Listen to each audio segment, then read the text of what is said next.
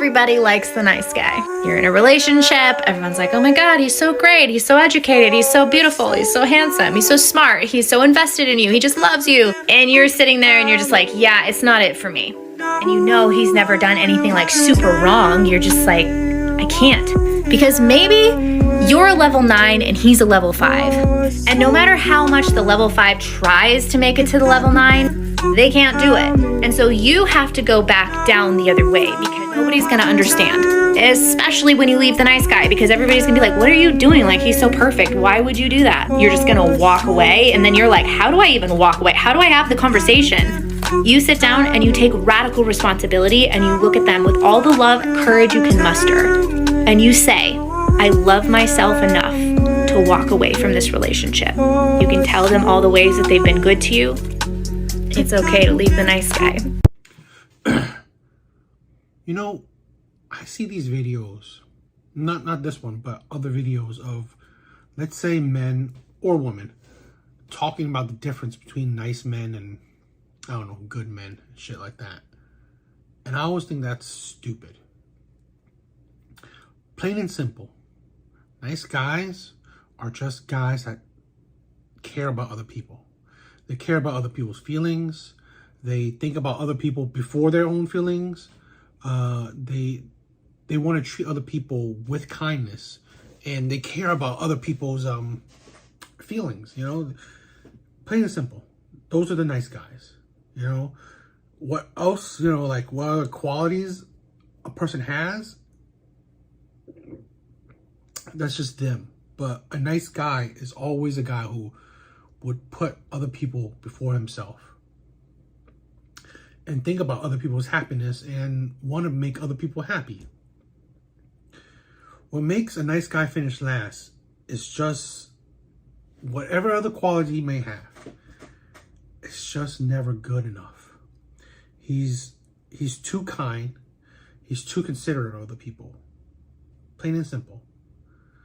There are always qualities that he has that a woman just says, a woman just finds it too nice. That's the thing, right? Main difference is when you think about other people's feelings before yours, other people's happiness before yours, that's always a problem. Because they think that it's weird or whatever. We get that.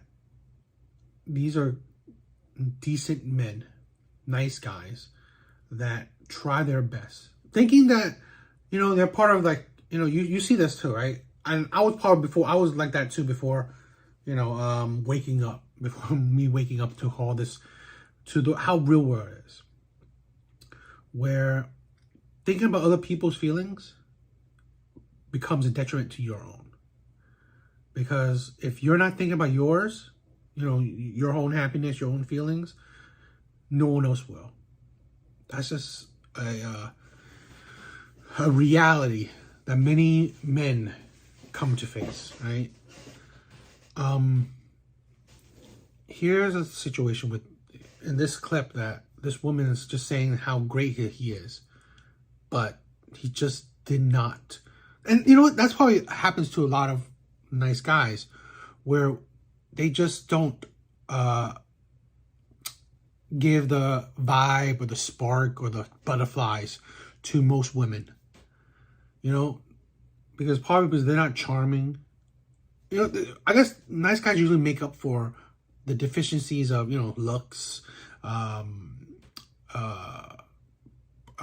talking skills, with trying to think about other people's happiness, trying to focus on making other people happy.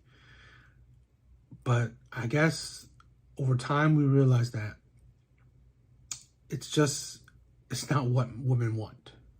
You know, women want those charming guys, the guys that could easily make a woman laugh, the guy that knows what to say, when to say it. And we face that a lot. You know, many nice guys face that a lot, that we have that problem. You know, I always say it, right? They say, like, oh, why don't you improve your talking? It's just not as easy as you think. Not every man can be charming. could come off as charming, that could come off know what to say, when to say it, how to say it, all that crap. Not every man could do that. It's just not how, again, that's not reality.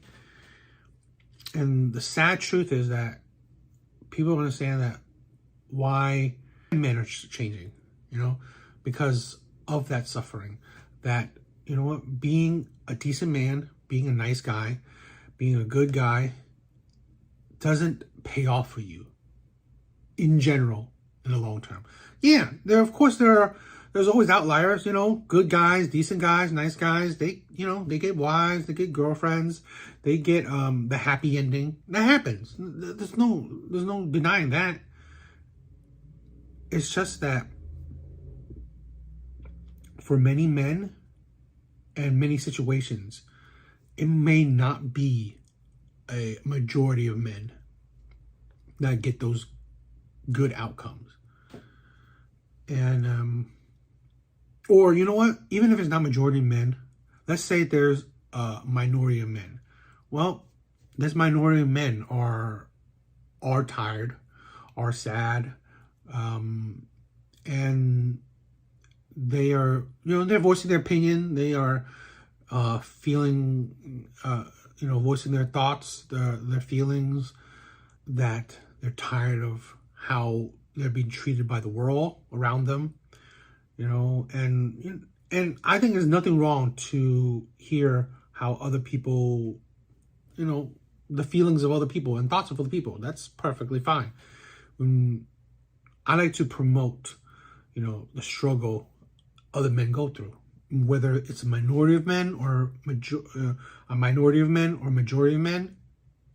I like to show the struggles that men go through. And this is what we're talking about, where being a good guy is just not enough. And that's reality, you know? We can't complain about it because that's reality, that being a good guy is not enough. But that's a reality to some, or a reality to certain places. I like to think that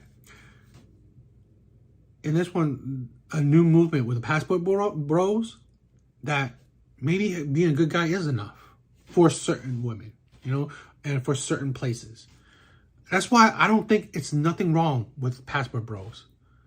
If you are a decent guy, an adult that knows how to, you know, that take care of himself and want to have a relationship, have a marriage, well, why can't you find that somewhere else where they will give you a chance? You know, you're a good guy, you're a nice guy, they will probably give you a chance.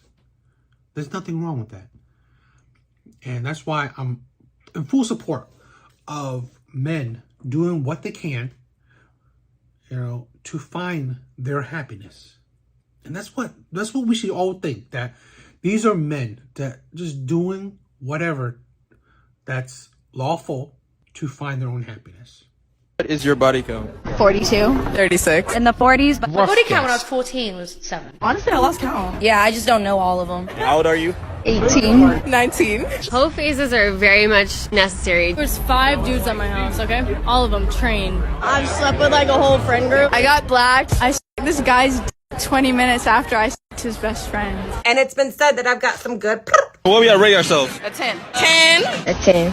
Men are the least needed members of society. I really hate it when men are like, if I'm paying all the bills, then you should at least be cooking and cleaning the house. Rule number 1 to being a boss bitch is being a bitch. I used to date for personality, but now I'm dating for money. Stop dating broke boys. Here are a list of things I expect men to do in marriage. 1, pay the rent, mortgage, and 2, to do most of the cooking. 7-figure men do go for me. A man doesn't need to take care of me. I'm gonna have my own kids. I have a baby, I'm keeping it this time.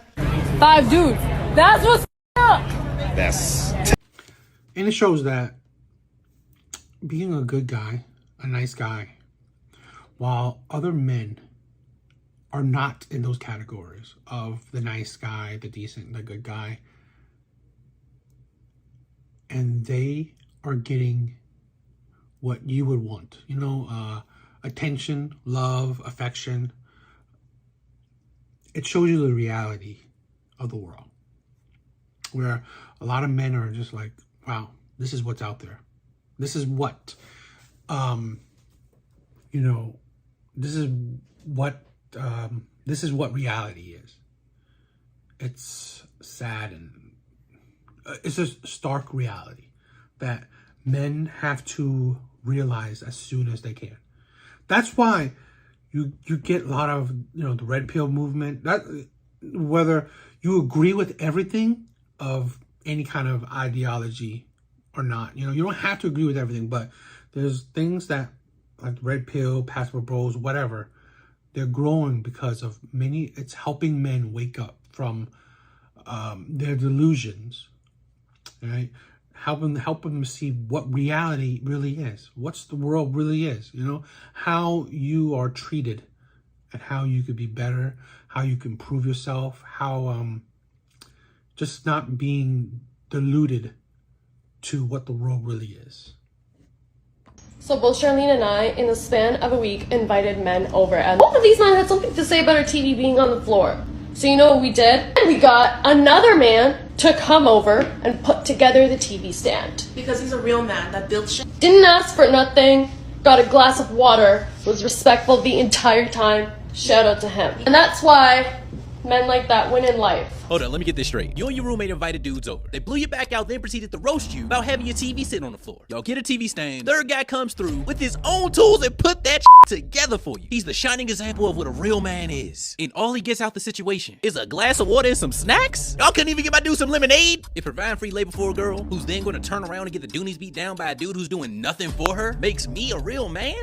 Well, you better call me Pinocchio, brother. Listen up, kings. Receive more by doing less. From the good book of toxicity. Don't let these girls be out here using you for your free labor.